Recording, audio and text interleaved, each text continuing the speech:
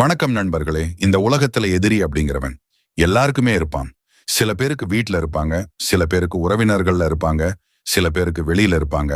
ஆனா இந்த சொந்தக்காரங்கள்ல இருக்கிற எதிரி மட்டும் நம்ம கூடவே இருப்பாங்க. ஆனா நமக்கே தெரியாம இருப்பாங்க. அவங்கள எப்படி சில யுத்திகளை யூஸ் பண்ணி அவங்களுக்கே தெரியாம அவங்கள வீழ்த்துறது பத்தி தான் இந்த வீடியோல பார்க்க போறோம். வீடியோக்குள்ள போறதுக்கு முன்னாடி உங்களுக்கு யாராவது அந்த மாதிரி எதிரி இருந்தாங்கன்னா அவங்களோட நேம கமெண்ட் பண்ணுங்க. வீடியோக்குள்ள போலாமா? ஆக்சுவலி பகைமை என்பது மனித வாழ்க்கையில தவிர்க்க முடியாத ஒரு செயல். ஆனால் அந்த பகையை கையில் ஆயுதம் எடுத்து சண்டை செய்து தீர்க்க வேண்டும் என்பது கட்டாயமல்ல. அறிவாலும் யுக்தியாலும் பொறுமையாலும் எதிரியை வெல்ல முடியும் என்பதே மகா ஞானி சாணக்கியர் உலகத்திற்கு சொன்ன முக்கியமான பாடம்.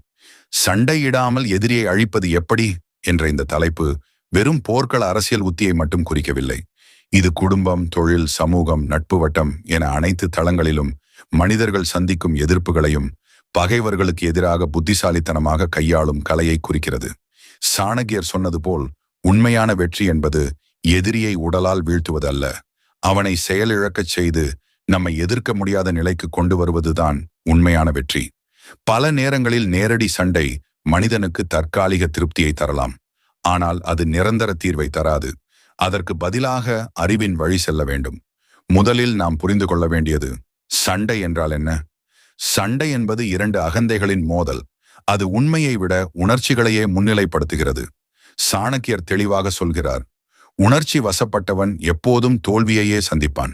எனவே எதிரியை அழிக்க நினைப்பவன் முதலில் தன்னுள் இருக்கும் கோபத்தை அழிக்க வேண்டும். கோபம் உள்ளவரை யுக்தி பிறக்காது. யுக்தி இல்லாமல் எந்த எதிரியையும் வெல்ல முடியாது. அமைதி என்பது பலவீனம் அல்ல, அது ஒரு மறைமுக வலிமை. அமைதியான மனிதனை எதிரி எளிதில் கணிக்க முடியாது. கணிக்க முடியாதவனை எதிர்க்கவும் முடியாது.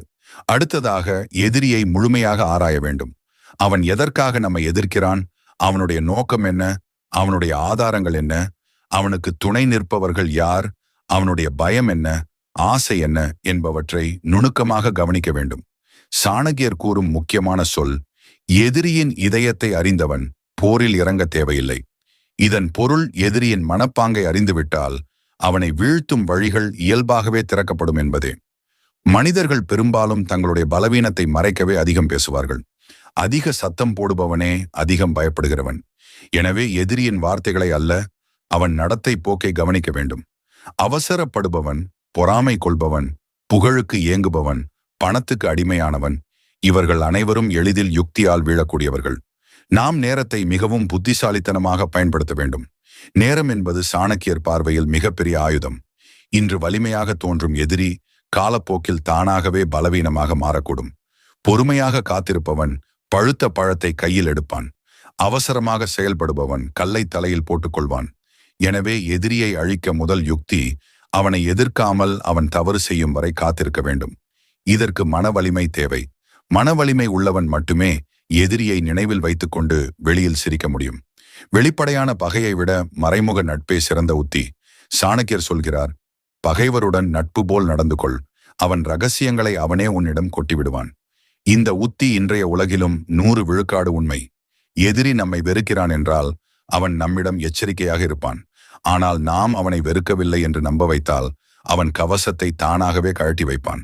அப்பொழுதே அவன் பலவீனம் வெளியில் தெரியும். அடுத்ததாக நம்மை நாம் பலப்படுத்திக் கொள்ள வேண்டும். பலவீனமான மனிதனுக்கு எதிரி அதிகம்.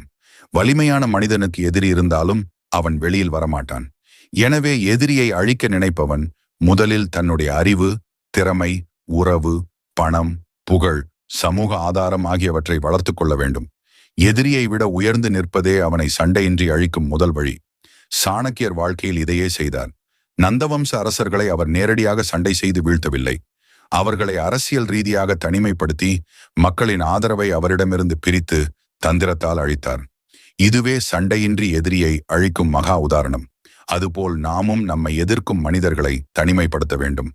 அவர்களின் ஆதரவு வட்டத்தை உடைக்க வேண்டும்.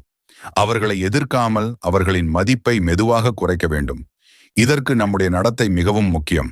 நல்லவன் போல நடிப்பவன் கூட சில காலம் வெல்லலாம், ஆனால் உண்மையான நல்லவன் மட்டுமே நிரந்தரமாக வெல்ல முடியும். சாணக்கிய நீதி சொல்வது போல் அஸ்திவாரம் பலமாக இல்லாமல் ஒரு பெரிய கட்டிடத்தை கட்ட இயலாது. வாழ்க்கையில் பலர் எதிரியை அழிக்க நினைத்து தங்களைத்தான் அழித்துக் கொள்வார்கள். காரணம், அவர்கள் சாணக்கியர் சொன்ன மனநிலையை உருவாக்கவில்லை. முதலில் நாம் தெரிந்து கொள்ள வேண்டியது, எதிரியை வெல்லும் முன் தன்னை வெல்ல வேண்டும். தன்னை வென்றவனுக்கு எதிரி ஒரு பாடமாக மாறுவான். சாணக்கியர் சொன்னது போல் அறிவே அனைத்துக்கும் தலைவன். அந்த அறிவின் வழியே சென்று எதிரியை அமைதியாக வெல்ல கற்றுக்கொள்ள வேண்டும். எதிரி என்பவன் எப்போதும் நம்மை நேரடியாக தாக்குபவன் மட்டுமல்ல.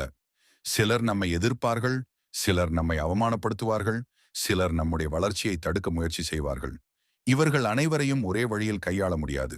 எனவே சாணக்கியர் கூறிய முக்கியமான கொள்கை, எதிரியின் தன்மைக்கு ஏற்ப உத்தியை மாற்றிக்கொள்ள வேண்டும். குடும்பத்தில் உள்ள எதிரியை வெல்லும் வழி வேறு, தொழிலில் உள்ள எதிரியை வெல்லும் வழி வேறு, சமூகத்தில் உள்ள எதிர்ப்பை சமாளிக்கும் வழி வேறு. ஆனால் எல்லாவற்றுக்கும் பொதுவான ஒரு ஆயுதம் இருக்கிறது. அதுதான் வார்த்தை. சாணக்கியர் அர்த்த சாஸ்திரத்தில் சொல்கிறார், வாளால் வெல்ல முடியாததை வார்த்தையால் வெல்ல முடியும். எனவே நாம் பேசும் முறையை முதலில் ஒழுங்குபடுத்திக் கொள்ள வேண்டும். எதிரியுடன் பேசும்போது கோபமாக, அவசரமாக, அச்சத்துடன் பேசக்கூடாது. மிகவும் தெளிவாக, மரியாதையாக, ஆனால் உறுதியுடன் பேச வேண்டும். இதனால் எதிரியின் மனதில் குழப்பம் உருவாகும். குழப்பம் உருவான இடத்தில் பகைமை தானாகவே தளர ஆரம்பிக்கும். அடுத்ததாக எதிரியின் தேவையை அறிந்து அதை நம்முடைய ஆயுதமாக மாற்ற வேண்டும். மனிதர்கள் பெரும்பாலும் 3 விஷயங்களுக்கு அடிமை: பணம், புகழ், பதவி. இந்த 3இல் எதற்கு எதிரி அதிகம் இயங்குகிறானோ அதை வைத்து அவனை சண்டையின்றி செயலிழக்கச் செய்யலாம். உதாரணமாக, தொழில் தளத்தில் உங்களை எதிர்க்கும் ஒருவர் பதவிக்கு இயங்குகிறவராக இருந்தால் அவருக்கு சிறு பொறுப்புகளை வழங்கி அவருடைய முழு கவனத்தையும் அங்கு திருப்பிவிடலாம். இதுவே சாணக்கியர் கூறும் பகைவரை வேலைப்பளுவால் கட்டுப்படுத்துவது என்ற உத்தி. சமூகத்தில் உங்களை எதிர்த்து பேசுபவன் புகழுக்கு இயங்குகிறவனாக இருந்தால் அவனை வெளியில் புகழ்ந்து அவன் கோபத்தை குளிரச் செய்யலாம். வெளிப்படையாக பாராட்டப்படுபவன் மறைமுகமாக எதிர்க்க தயங்குவான். குடும்பத்தில் உள்ள எதிரியை வெல்ல உறவு அரசியலை பயன்படுத்த வேண்டும். சாணக்கியர் சொல்கிறார், ஒருவனை நேரடியாக எதிர்க்காதே, அவனை சுற்றியுள்ளவர்களை உன்னுடையவர்களாக மாற்றிக்கொள். குடும்ப வட்டத்தில் உங்களை வெறுக்கும் ஒருவர் இருந்தால் அவரை எதிர்க்காமல் அவருடைய நெருங்கிய உறவினர்களிடம் நீங்கள் நல்ல மதிப்பை உருவாக்கி கொள்ள வேண்டும். காலப்போக்கில் அவன் தனிமைப்படுத்தப்படுவான். தனிமை என்பது எதிரிக்கு மிகப்பெரிய தோல்வி. அடுத்த முக்கியமான உத்தி, எதிரியை தவறு செய்ய வைப்பது. சாணக்கியர் மிக தெளிவாக கூறுகிறார், எதிரியின் அழிவு அவன் கையிலேயே இருக்கிறது. அதை வெளியில் வரச் செய்வதே உத்தி. இதற்கு நாம் அவனை தூண்ட வேண்டும். ஆனால் வெளிப்படையாக அல்ல, மிகவும் நுணுக்கமாக செய்ய வேண்டும். அவசரமாக முடிவெடுக்க வைப்பது, அதிகம் பேச வைப்பது, உணர்ச்சி வசப்பட வைப்பது, அகந்தையை அதிகரிக்க வைப்பது, இவை அனைத்தும் சண்டையின்றி எதிரியை அழிக்கும் மறைமுக வழிகள். தொழிலில் உங்களை கீழே தள்ள நினைப்பவனை நீங்கள் அதிகமாக பேச அனுமதித்தாலே அவன் தன்னுடைய இயல்பை வெளியில் காட்டிவிடுவான். அப்பொழுது மேலதிகாரிகள் அவனை புரிந்து கொள்வார்கள். நீங்கள் அமைதியாக இருந்தாலே உங்கள் மதிப்பு உயரும், எதிரியின் மதிப்பு குறையும். இதுவே சாணக்கிய நடைமுறை நீதி. மற்றொரு உத்தி, சட்டம் மற்றும் ஒழுங்கு வழியில் செல்லுதல். நேரடி சண்டை என்பது காட்டுமிராண்டித்தனம். ஆனால் விதிமுறைகளை சரியாக பயன்படுத்துவது அறிவின் அரசியல். எதிரி உங்களுக்கு தொந்தரவு தருகிறான் என்றால் அவனை சண்டை செய்து அல்ல, ஆதாரங்களை திரட்டி முறையான புகார் வழியில் கையாள வேண்டும். இதனால் நீங்கள் சுத்தமானவராகவும் எதிரி குற்றவாளியாகவும் மாறுவான். சாணக்கியர் எப்போதும் விதிமுறைகளையே முதலில் பயன்படுத்தினார். அடுத்ததாக நம்முடைய நடத்தை திறனை மேம்படுத்துதல். எதிரியை அழிக்க நினைப்பவன் மிகவும் ஒழுக்கமாக, நேர்மையாக, உழைப்பாளியாக, பொறுப்புள்ளவனாக இருக்க வேண்டும். காரணம், இந்த குணங்கள் தானாகவே எதிரியின் குணக்குறைகளை வெளிச்சம் போட்டு காட்டும். நீங்கள் உண்மையாக உழைத்தால் உங்களை எதிர்க்கும் சோம்பேறி தானாகவே தோல்வியடைவான்.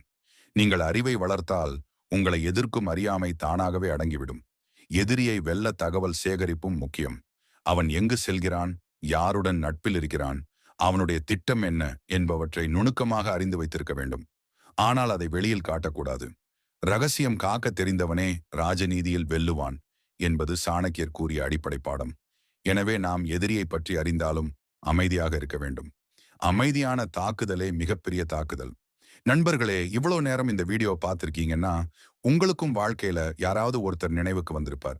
ஒருத்தன் நம்ம தேவையில்லாம தொந்தரவு பண்ணினா உடனே பதிலடி கொடுக்கணும்னு தோணும். ஆனா சாணக்கியர் சொல்றது வேற. சத்தம் போடுறவன் பலவீனமானவன், அமைதியா சிந்திக்கிறவன் தான் ஆபத்தானவன். இன்றிலிருந்து சின்ன சின்ன சண்டைகளுக்கு உங்கள் சக்தியை வீணாக்காதீங்க. அதுக்கு பதிலா உங்களை உயர்த்திக்கிறதுக்கு அந்த சக்தியை பயன்படுத்துங்க. ஒரு நாள் நீங்க பேசாம முன்னேறும் போது உங்களை எதிர்த்தவரே இவன் எப்ப இவ்வளவு தூரம் வந்தான்னு நினைக்க வைப்பீங்க.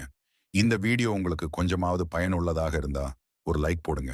இப்படிப்பட்ட வாழ்க்கைக்கு வேலை செய்யும் அறிவு வீடியோக்கள் தொடர்ந்து வரணும்னா சப்ஸ்கிரைப் பண்ணுங்க. முக்கியமா இந்த வீடியோவை சண்டையில சிக்கி திணற்ற ஒருத்தருக்கு ஷேர் பண்ணுங்க.